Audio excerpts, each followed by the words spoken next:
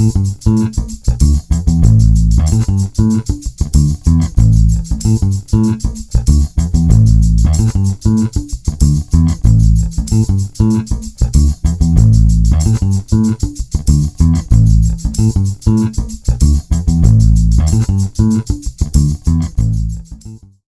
surprised were you that David Perdue had decided he had enough? Well, he didn't have a good outing at our most recent debate, Lawrence, but imagine being a sitting United States Senator in the midst of the most significant national crisis in decades, so afraid of answering for your record during that crisis that you cancel a long-scheduled debate on the eve of the election with just hours until that debate is scheduled to begin. It is the height of cowardice. Don't we deserve better than this? Nearly 250,000 Americans have been killed by this virus, which my opponent said was no deadlier than the ordinary flu, and the man won't even show up to answer for his record. It is the height of arrogance, the height of cowardice. Mr. Ossoff. This is so beneath the office of a U.S. Senator. You've continued to demean yourself throughout this campaign with your conduct. First, you were lengthening my nose in attack ads to remind everybody that I'm Jewish. Then when that didn't work, you started calling me some kind of Islamic terrorist. And then when that didn't work, you started calling me a Chinese communist. It's ridiculous. And you shouldn't do everything that your handlers in Washington tell you to, because you'll lose your soul along the way, Senator.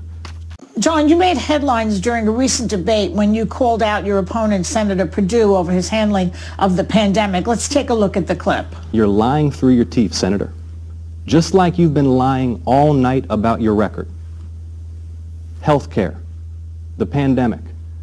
Did you or did you not tell us that this virus would be no deadlier than the flu? Did you or did you not tell us that the risk to economic growth was little?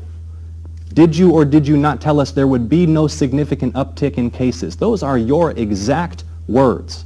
There would be no significant uptick in cases. The senator's words. Did you or did you not vote 4 times to repeal protections for pre-existing conditions? Will you deflect or will you answer yes or no? But what he doesn't want to address is this pandemic, how wrong he was, how deeply he misled us, telling us this would be no worse than the ordinary flu, and now how he is working day and night to rip health care away from his own constituents in the middle of a pandemic.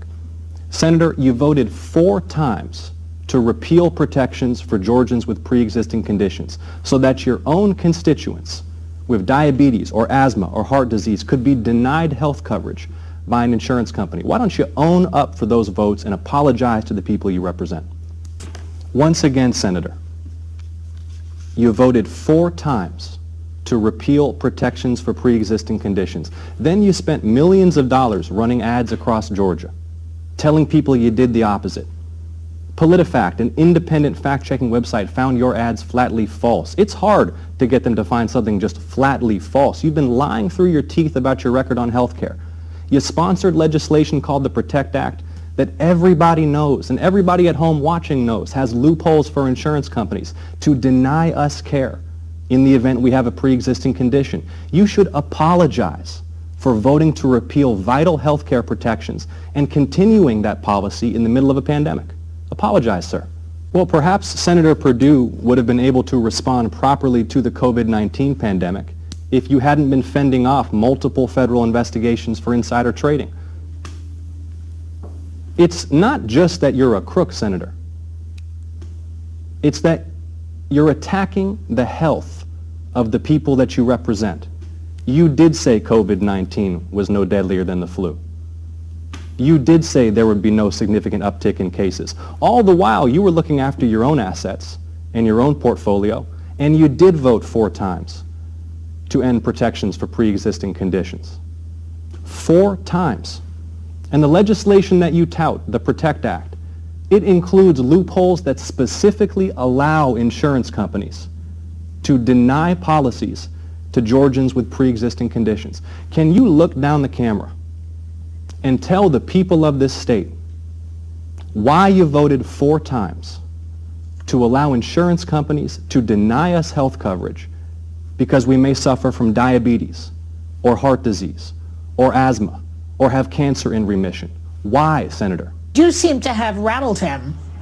It's because is he going to do another debate with you before the runoff? Now you scared him, I think. Y'all, he did not enjoy that at all. He canceled our next debate just hours after that, and I just challenged him to 3 more yesterday. I'm ready. Hey, Senator Perdue, if you watch The View, I'm ready to debate. Come out to a public forum, defend your record in office, and let's hear your vision for representation of this state. I mean, y'all, Senator Perdue hadn't held a public town hall meeting in 6 years. He feels entitled to this seat, but this is not David Perdue's Senate seat. This is the people's Senate seat, and the people are going to come out and vote on January 5th to claim it. Did you have something planned or something you expected to say on Sunday night that you have not yet said in these debates? I just expected to tell the truth and ask him the questions that Georgians want answers to. Why did he vote 4 times to repeal protections for pre-existing conditions? Why did he tell us COVID-19 was no deadlier than the flu when he was getting private briefings in Washington? Why was he buying stock in a manufacturer of medical equipment the same day the Senate got a classified briefing on this disease in January? These are the questions he's refusing to answer. Questions about his personal corruption, question about his record on policy, and questions about how he's conducted himself and left his own constituents hanging out to dry, losing jobs, losing lives, losing loved ones in this unprecedented public health emergency. And he's refusing even to come out and answer questions about it. Let's talk about the national debt, Senator. You ran your entire first campaign on bringing down the national debt, even before COVID. After 6 years in the Senate majority, our national debt increased by $5 trillion on your watch. On your watch. Those were your policies, sir. And talking about bringing resources home to Georgia for our hospitals, 9 rural hospitals have closed in this state in the last 10 years. And Senator Perdue continues to oppose accepting Medicaid expansion. Georgians are already paying their federal taxes into the Medicaid program. You're letting that money go to other states instead of sustaining our rural hospitals. David Perdue does not care about our health. He only cares about his donors. Well, let me just first express my gratitude to the station for hosting us, and my gratitude to everybody tuned in at home for bearing this election season. It is so important that we make a plan to vote, with early voting ending in Georgia on Friday, because our health is on the line. We deserve so much better than we're getting from our government right now.